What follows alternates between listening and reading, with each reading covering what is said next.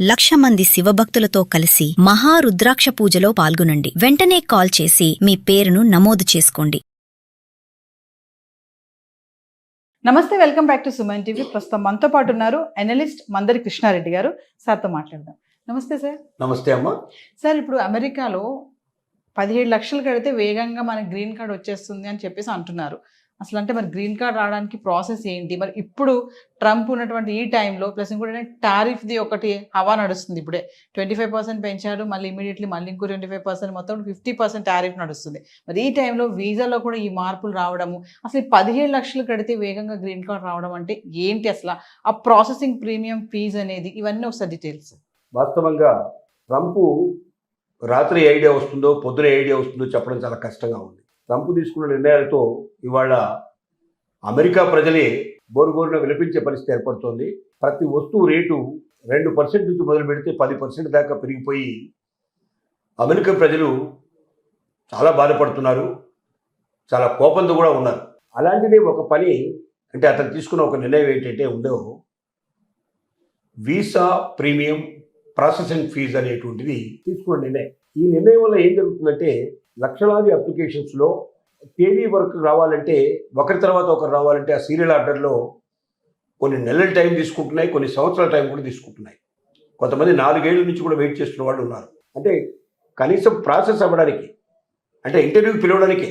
ఇలా కాకుండా ఎవరైతే $20,000 ప్రీమియం ప్రాసెసింగ్ ఫీజు కింద పే చేస్తారో వాళ్ళ అప్లికేషన్స్ని మిగతా వాళ్ళ అప్లికేషన్స్ నుంచి వేరు చేసి తొందరగా ప్రాసెస్ అయ్యేటట్టుగా చేస్తారు. అంటే దీని అర్థం $20,000 కడితే వీసా వచ్చినట్టు కాదు.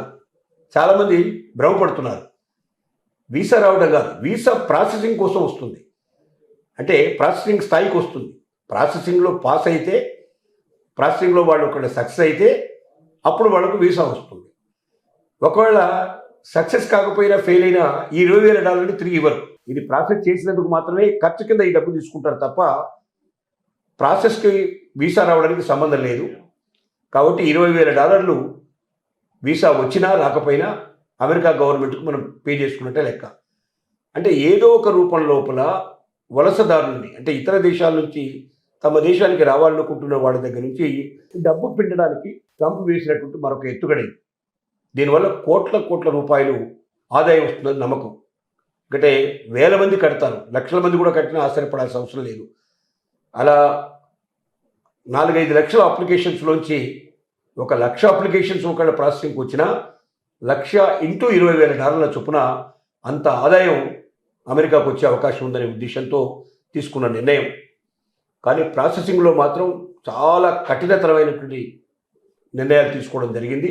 ఒక వ్యక్తి యొక్క చరిత్ర మొత్తం సోషల్ మీడియా అంతా కూడా చెక్ చేసి ఆ సోషల్ మీడియా ద్వారా ఎక్కడైనా సరే అమెరికా దేశాన్ని అవమానపరుస్తూ కానీ, అమెరికాకు స్నేహపూర్వకమైన దేశాన్ని అవమానపరుస్తూ కానీ, ఎక్కడైనా అతనిలో కొంచెం విప్లవాత్మకమైన భావాలు ఉన్నట్టు అనిపించినా, అతను రేపొద్దున అమెరికాకి ఏదైనా విద్రోహం తలపెట్టే అవకాశాలను అనిపించినా, ఏ రకమైన భావం వాళ్ళకి కనిపించినా నిర్దాక్షిణ్యంగా వీసాని వాళ్ళు రద్దు చేసే ప్రమాదం ఉంది. వీసా జోలికి వెళ్ళడానికి అవకాశం లేదు. మళ్ళీ కొంత గ్యాప్ ఇచ్చిన తర్వాత కానీ వీసాకు మళ్ళీ అప్లై చేసుకునేందుకు అవకాశం ఉంటుంది. అంటే ఈ $20,000 ప్రాసెసింగ్ ఫీజు చెల్లించే వాళ్ళు తొందరగా తమకు ప్రాసెసింగ్ పూర్తవుతుంది, తొందరగా తమ అప్లికేషను వీసా కోసం వాళ్ళు పిలుస్తారు, ఇంటర్వ్యూకి పిలుస్తారు అనే నమ్మకంతో చేసుకునే పని ఇది. ఇంటర్వ్యూలో సెలెక్షన్ అనేది ఈ డబ్బుకు ఏ రకమైన సంబంధం లేదు. ఇది పొరపడబడాల్సిన, ఎవరైనా $20,000 కడితే నాకు వీసా వచ్చేస్తుందన్న ఆశతో డబ్బు కడితే ఆ డబ్బు మాత్రం తిరిగి ₹1 రాదు. వీసా రాకపోయినా ఆ డబ్బు ఇవ్వరు. కాబట్టి దాన్ని దృష్టిలో పెట్టుకొని పే చేయగలిగే కెపాసిటీ ఉన్న వాళ్ళు ఎవరైనా ఉంటే పే చేసుకుంటే మంచిది తప్ప దీనివల్ల మాత్రం అదనంగా వీసాకు మాత్రం రాదనే విషయం గ్రహించాలి ప్రతి ఒక్కరు. ఏది ఏమైనా ట్రంప్ చేసే మార్పుల్లో ఇదొక మార్పు. కొత్త మార్పులకు శ్రీకారం చుడుతున్నాడు. వలసదారులతో ఆటాడుకునే ప్రయత్నం చేస్తున్నాడు.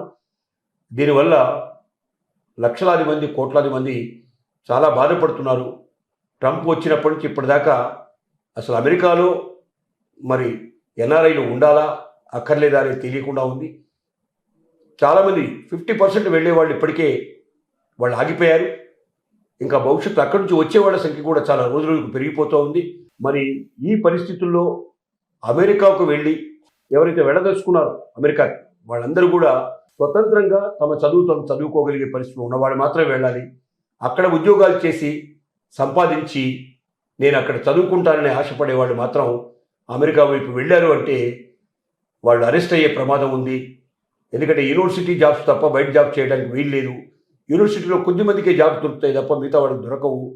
బయట జాబ్ చేసిన మరుక్షణమే అతన్ని ప్యాక్ చేసి వెనక్కు పంపించే అవకాశం, అతని మీద పెనాల్టీలు వేసే అవకాశం, అతనికి శిక్షలు వేసే అవకాశం కూడా ఉంది. కాబట్టి ఇలాంటి ప్రమాదకరమైన పరిస్థితుల్లో ఎట్టి పరిస్థితుల్లో ప్రతి ఒక్క వ్యక్తి గ్రహించాల్సింది ఏంటంటే, మీరు అక్కడ చదువుకోదలుచుకున్నా లేక అక్కడ మీ ఉద్యోగం సంపాదించుకోవాలని కోరుకున్నా చక్కటి పద్ధతి ప్రకారంగా వీసాలోనే ఆ H1B వీసా అలాంటి ఏదైనా ఉద్యోగకరమైనటువంటి మంచి అక్కడ పేరు పొందినటువంటి సంస్థల నుంచి మీకు ఉద్యోగం వస్తే ఆఫరింగ్ ఉంటే మీరు వెళ్ళాలి తప్ప అక్కడికి వెళ్ళి ఉద్యోగ ప్రయత్నాలు చేస్తారని మీరు అనుకుంటే మాత్రం తప్పనిసరిగా పప్పులో కాలేసినట్టు అవుతుంది. ఈ విషయాలన్నీ దృష్టిలో పెట్టుకొని ప్రాసెసింగ్ ఫీజు పే చేయాలా అక్కర్లేదా, ప్రాసెసింగ్ ఫీజు పే చేసినంత మాత్రంలో వీసా రావడం కాదు, కానీ తొందరగా ప్రాసెసింగ్ పూర్తవుతుంది, వీసా వస్తుందో రాదో బయటపడుతుంది. అంతవరకు మాత్రమే ఆలోచించుకొని ముందుకు వెళ్ళాల్సిందిగా మనం విజ్ఞప్తి చేస్తున్నాం.